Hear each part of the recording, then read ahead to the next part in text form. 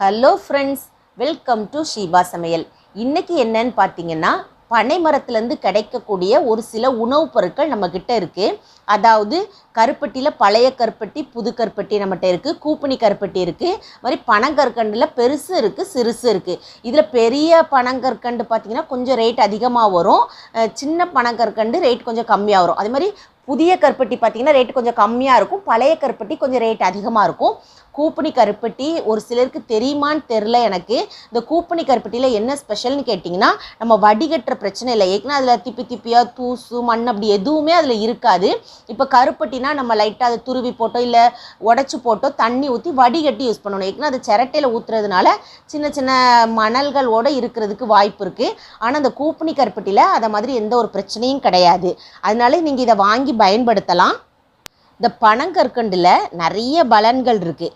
இது இனிப்பு சுவை கொஞ்சம் கம்மியாக இருக்கும். அதனால சுகர் பேஷண்ட்டு கூட கொஞ்சோண்டு இதை எடுத்து பயன்படுத்திக்கிடலாம். முக்கியமாக இதில் இரும்பு சத்து இருக்கிறதுனால உடல் பித்தத்தை நீக்கும்.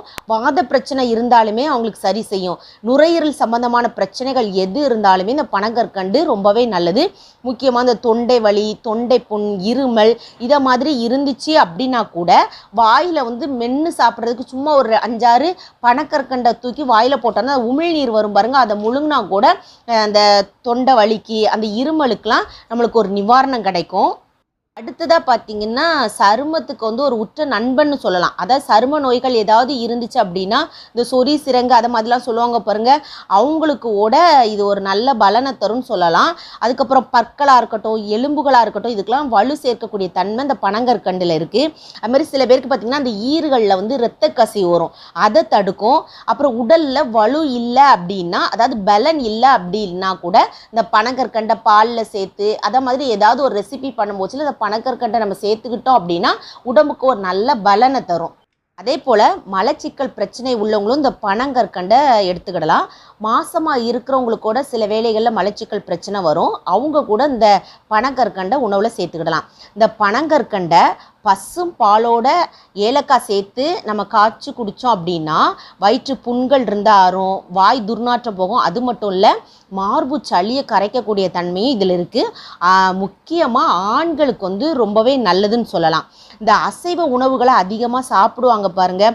அவங்க சாப்பிட்ட உடனே வாயில் தண்ணியை ஊற்றி கொப்பளிக்கிற பழக்கம் ஒரு சிலருக்கு இருக்கும், ஒரு சிலருக்கு இருக்காது.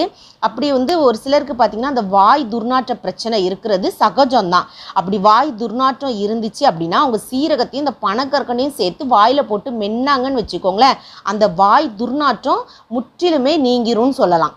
அதே மாதிரி ஜலதோஷம் பிடிச்சிட்டுன்னு வச்சுக்கோங்களேன், அந்த தொண்டையில் தொற்று ஏற்படுறதுனால அந்த தொண்டை கட்டிக்கிடும், பேச முடியாது, அவங்களால சரியாக சாப்பிட முடியாது, கஷ்டப்படுவாங்க இல்லையா, அவங்களுமே இந்த பனங்கற்கண்டும் இந்த மிளகுத்தூளும் சேர்த்து பாலில் காய்ச்சி குடித்தாங்க அப்படின்னா அதுவுமே ரொம்பவே நல்லது. அப்புறம் உடல் சோர்வு அதிகமாக இருக்குது, நம்ம வேர்த்து ரொம்ப கொட்டி பலன் எல்லாம் போய் ஒரு மாதிரி ரொம்ப சோர்வாக இருக்கிறவங்க இந்த நிலக்கடலை கூடலாம் இந்த பனங்கற்கண்டு சேர்த்து சாப்பிட்டாங்க அப்படின்னா அவங்களுக்கு நிறைய சத்துக்கள் கிடைக்கும்னு பெரியவங்க சொல்லியிருக்காங்க. அதே போல் நினைவாற்றல் அதிகரிக்கணும்னு வச்சுக்கோங்களேன் படிக்கிற பிள்ளைங்களுக்கு. அப்புறம் கண் பார்வை திறன் அதிகரிக்கணும், நோய் எதிர்ப்பு சக்தி அதிகரிக்கணும். அப்படிலாம் நீங்கள் நினச்சிங்க அப்படின்னா இந்த பனங்கற்கண்டை ஏதாவது உணவு வகையில் சேர்த்துக்கோங்க. இதே போல் சொல்லணும்னு நினச்சோன்னா அந்த பனங்கற்கண்டு, கருப்பட்டி இதுக்கெலாம் சொல்லிக்கிட்டே போகலாம், லென்த்தியாக போயிட்டே இருக்கும். இதெல்லாம் நீங்கள் வாங்கணும்னு ஆசைப்பட்டீங்க அப்படின்னா அந்த ஸ்க்ரீனில் தெரிகிற வாட்ஸ்அப் நம்பருக்கு எங்களோட பேசிக்கிட்டீங்க அப்படின்னா உங்களுக்கு என்னென்ன வேணுங்கிறத நாங்கள் டீட்டெயிலாக சொல்லுவோம். ஒரு சிலருக்கு இந்த கூப்பணி கருப்பட்டி பற்றி தெரியாது பாருங்கள், அவங்களுக்கு நான் சொல்கிறேன். இப்போ பாருங்கள், கருப்பட்டிக்கும் கூப்பணி கருப்பட்டிக்கும் உள்ள வித்தியாசத்தை உங்களுக்கு காமிக்கிறேன் பாருங்கள். முதல்ல நம்ம கருப்பட்டியை வச்சு களி ரெசிபி செய்யலாம்.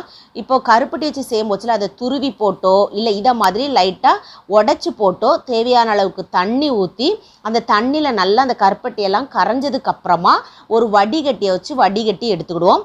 அதுக்கப்புறமா நம்ம களி ரெசிபி எப்படி செய்யணுமோ அதை மாதிரி செய்வோம். ஏற்கனவே நம்ம சேனலில் வெந்தயக்களி இன்ஸ்டண்ட்டாக செய்கிறதா இருக்கட்டும், அதே மாதிரி வெந்தயத்தை ஊற வச்சு செய்கிற வெந்தயக்களி ரெசிப்பியாக இருக்கட்டும் நான் போட்டிருக்கிறேன். அந்த லிங்க்கை வேணால் நான் டிஸ்கிரிப்ஷன் பாக்ஸில் கொடுக்குறேன், வேணுங்கிறவங்க போய் செக் பண்ணி பார்த்துக்கோங்க. இப்போ கருப்பட்டி இதை மாதிரி நல்லா கலந்துட்டு நம்ம தேவையான அளவுக்கு நல்லெண்ணெய் ஊற்றி செஞ்சு சாப்பிட வேண்டிதான். இப்போ அடுத்ததாக கூப்பணி கருப்பட்டி பயன்படுத்தும் போச்சுல எப்படி பயன்படுத்தணுங்கிறத உங்களுக்கு காமிக்கிறேன் பாருங்கள். இது வெந்தயத்தை ஊற வச்சு அரைச்சி செய்கிற வெந்தயக்களி ரெசிபி. இப்போ அந்த வெந்தயக்களி மாவை நல்லா அப்படியே கலந்து விட்டு அது ஓரளவுக்கு வெந்ததுக்கப்புறமா நம்ம கருப்பட்டி சேர்க்கணும். நான் இன்றைக்கி கூப்பணி கருப்பட்டி சேர்த்துருக்கிறேன் பாருங்கள். இதை டேரெக்டாக அப்படியே நம்ம சேர்த்துடலாம். இதில் வந்து கல் மண் எதுவுமே இருக்காது. வேலை பாருங்கள் எவ்வளோ சுலபமாக முடிஞ்சிருச்சுன்னு பாருங்கள். இது வேலை மட்டும் இல்லை, உடம்புக்கு ரொம்பவே ஹெல்த்தியானதும் கூட. குழந்தைங்க கேட்டாங்கன்னா நீங்கள் அப்படியே கூட அந்த கூப்பணி கருப்பட்டி சாப்பிட்றதுக்கு கொடுக்கலாம். காஃபி போடும் போச்சுல நம்மளுக்கு ரொம்பவே யூஸ்ஃபுல்லாக இருக்கும். இந்த கூப்பணி கருப்பட்டி உங்களுக்கு வாங்கணும்னு நினச்சிங்கன்னா அந்த ஸ்க்ரீனில் தெரியுது பாருங்கள், அந்த வாட்ஸ்அப் நம்பருக்கு எங்களோட பேசிக்கோங்க. இது வந்து பனங்கற்கண்டாக இருக்கட்டும் இல்லை கருப்பட்டி ரெசிப்பியாக இருக்கட்டும், உங்களுக்கு இதில் எது வேணுமோ அதை நீங்கள் ஆர்டர் பண்ணிங்க அப்படின்னா கண்டிப்பாக உங்களுக்கு நாங்கள் கொரியரில் அனுப்பி வைப்போம். கொரியர் சார்ஜ் வேறு. கண்டிப்பாக இந்த வீடியோ உங்களுக்கு பிடிச்சிருக்கும்னு நினைக்கிறேன். அப்படியே லைக் பண்ணிடுங்க, உங்கள் ஃப்ரெண்ட்ஸ் ஃபேமிலியோட ஷேர் பண்ணிடுங்க. தேங்க்யூ.